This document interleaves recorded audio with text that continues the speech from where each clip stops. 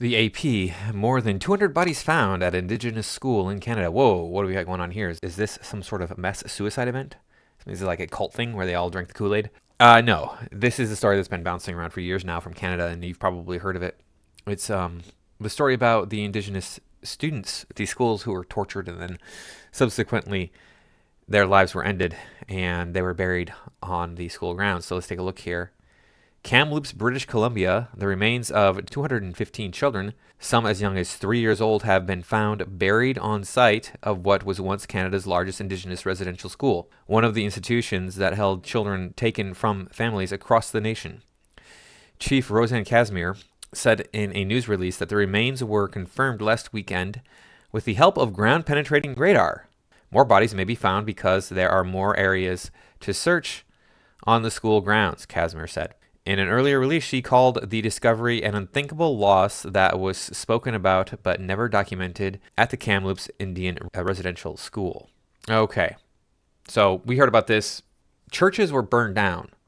Over 800 churches, I believe, were vandalized or damaged in some way or destroyed entirely because of these claims. And what we got here from the New York Post after 2 years. No human remains found 2 years after claims of mass graves in Canada.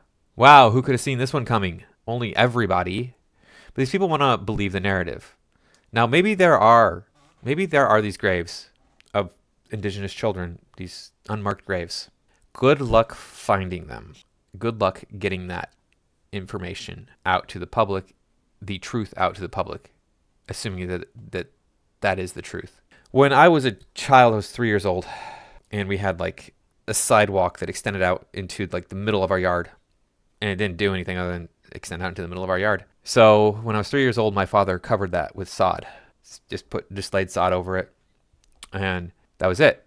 And my mother, it bothered her. It bothered her for 11 years till I was 14. And she said, why don't you go out there and just dig up that sidewalk, smash it up with a sledgehammer, take it out, and throw it away. The thing was like 3 feet buried at that point, even though it had started out just being covered with sod. So good luck finding these bodies that were buried 120 years ago. By the way, in my opinion, there were no bodies buried 120 years ago at these schools due to the mistreatment of natives. And as far as the mistreatment of natives, we'll get into that. Now, before we go any farther, don't forget to click that like button. It only takes a second, and it doesn't cost you a thing. Let's watch this little video here and see what it has to say. Here's some vandalized church, I assume.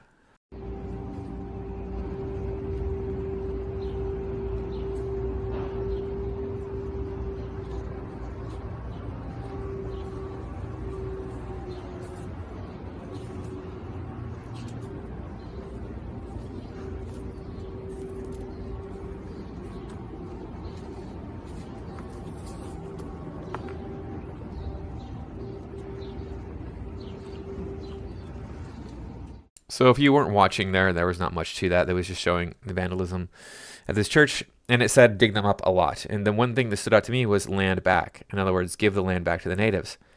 Are you serious about that? You're going to give up the land that you live on? Modern day Canadians? Modern day white Canadians? Black Canadians? How about the Arabic Canadians that have come to Canada in droves? They just want to give their land back, their property back to the natives so that they can be kicked off.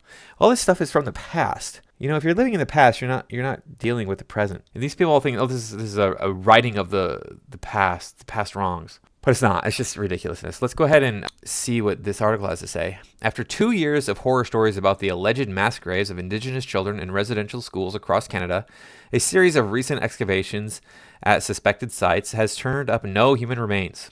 Some academics and politicians say it's further evidence that the stories are unproven. Yes, the stories are unproven. All this is just propaganda. All this is just whinging over nothing. Whinging over the past. A group of Indigenous people, also known as Pine Creek First Nation, excavated 14 sites in the basement of Our Lady of Seven Sorrows Catholic Church near the Pine Creek Reservation School in Manitoba during 4 weeks this summer. The so-called anomalies were first detected using ground-penetrating radar, but on August 18th, Chief Derek Nepinak of remote Pine Creek Indian Reserve said no remains were found. Imagine that. I could have told you that. There are not going to be any of these remains found. It's my understanding that the anomalies that they saw when they first used ground-penetrating radar to look at this stuff were those of rocks. they weren't remains at all. They just found rocks.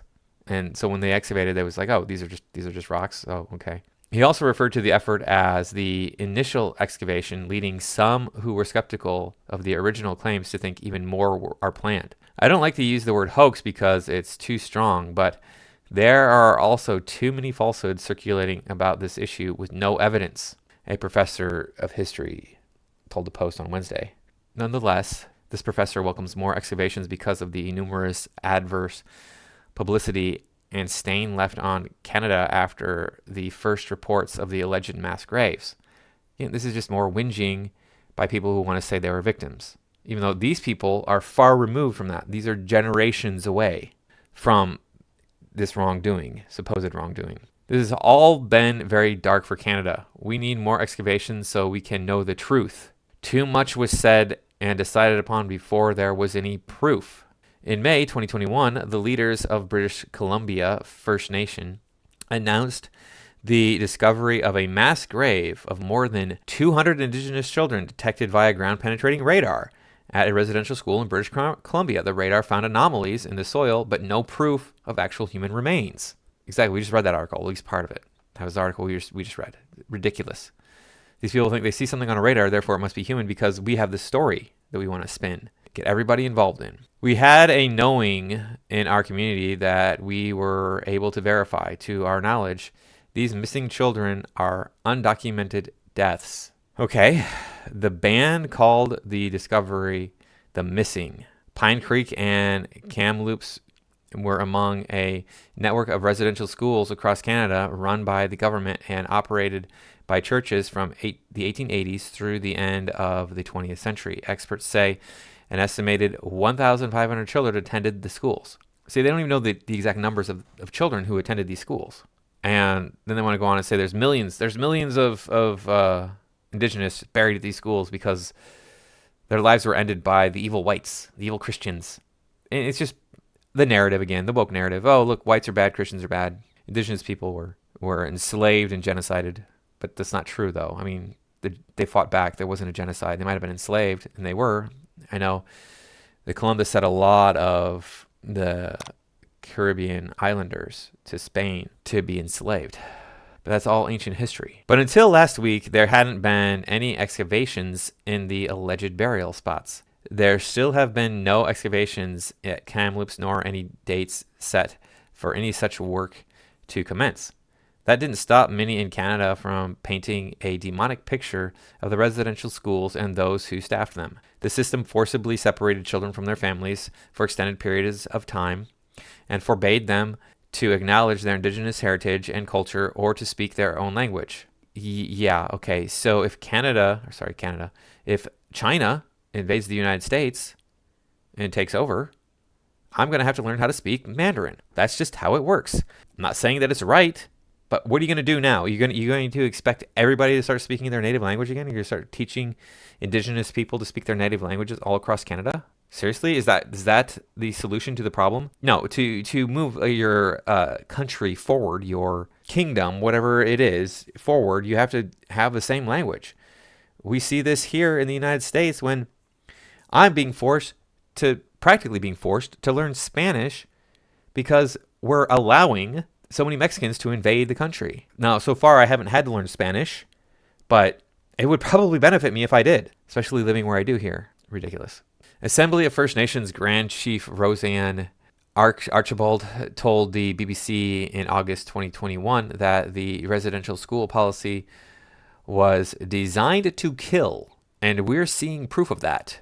Where? They said that in 2021 when they did the ground penetrating radar that turned up rocks. But they didn't realize it was rocks at the time. Okay, good job. Within days of the Kamloops announcement, Prime Minister Justin Trudeau decreed, partly at the request of tribal leaders, that all flags on federal buildings fly at half-staff. The Canadian government and provincial authorities pledged about $320 million to fund more research, and in December pledged another $40 billion involving First Nations child welfare claim settlements that partially compensate some residential school attendees. They were given free room and board, but they weren't allowed to engage in their cultural heritage. They had to adopt a new heritage. because this was the New World Order for them. Tragic. Very, very, very, very tragic. Yes, I understand that can be upsetting to a person, but lots of bad things happen to people in life. Lots of bad things. You just have to buck up and get over it and move on. I'm not saying that we shouldn't punish criminals, but in this case, this is just business as usual. This is how you make a country function. It might not be the nicest thing to do, but it's like, do you want to go to work every day? No, you probably don't. And there's probably plenty of days when you're like, I don't want to go to work, damn it. And you go and you do it anyway. Or no, my big thing was always brushing my teeth. I always hated brushing my teeth. But I do it anyway. I'll get over it. Pope Francis issued a formal apology on behalf of the Catholic Church, which ran many of the residential school facilities, and asked for God's forgiveness for something that he didn't do, that nobody he knows did, and that hasn't happened in a long time, if it did happen at all. Good job, guys. You're winning. A number of writers, academics, and politicians like Roylard, I don't know how to say that, it's probably French, have come out cautioning against the claim that hundreds of thousands of children are buried at the school, but they have been labeled genocide deniers. Even though many of the skeptics do not dispute their conditions at the schools were often harsh. This was not a genocide. They weren't genociding anybody, okay? It might have been an attempted genocide at the very most, but it wasn't, because there's still plenty, there's more Native Americans now than there was 150 years ago. You tell me how that's a genocide. The evidence does not support the overall gruesome narrative put forward around the world for several years, a narrative for which verifiable evidence has been scarce or non-existent, James McCrae, an attorney general for Manitoba, wrote. McCrae resigned from his position on a government panel in May after his views on residential schools outraged Indigenous groups and other activists and politicians. Pansy. I would have doubled down. Oh, look, here's a picture of all these different natives being led by white people. How dare they? Being taken care of by white people. These evil whites giving up their time and energy to take care of natives. How dare they? Tom Flanagan, a professor emeritus of political science at the University of Calgary, told the Post Wednesday that he sees the issue as a moral panic, similar to hysteria over repressed memories and alleged satanic cults in schools in the U.S. in the 1980s and 90s. Yeah, it's the same thing. People believe things that are not true or improbable, and they continue to believe it even when no evidence turns up. Flanagan said people seem to double down on their conviction that something happened. Yeah, something happened, all right. Eldon Yellowhorn, a professor and founding chair of the Indigenous Studies Department at Simon Fraser University in British Columbia, told the Post last year that he too was cautious about the veracity of some of the more highly charged claims. Yellowhorn, a member of the Blackfoot Nation, had been hired by Canada's powerful Truth and Reconciliation Commission to search for and identify grave sites of Indigenous children at the residential schools. But he said then that many of the graves he found were from actual cemeteries, and it wasn't clear how they died. Exactly. So a lot of these churches have cemeteries on their property, on their premises, right? And children die for all sorts of reasons. Children get sick and die, especially, 120 years ago. Children got sick and died. I have relatives I heard the stories about. They were born with an illness that there was no cure for. There's no treatment for because we didn't have penicillin, etc. We didn't have many vaccines. And then you just died. You could get all sorts of different... Children could die today from getting the common cold or getting the flu or whatever. So you can get these things and then die from having them. You can also fall and hit your head. You can also just be born with some sort of disease that is genetic. There's nothing we do about. So this is all, of course, hysteria. This blind rage that, oh, look, whites and Christians are evil. They just are. That's how they are. That's how they operate. Because they got to be woke. So, in any case, that's all I got for you this time. Thanks for watching. Again, hit that like button. Leave a comment down below. And I'll see you in the next video.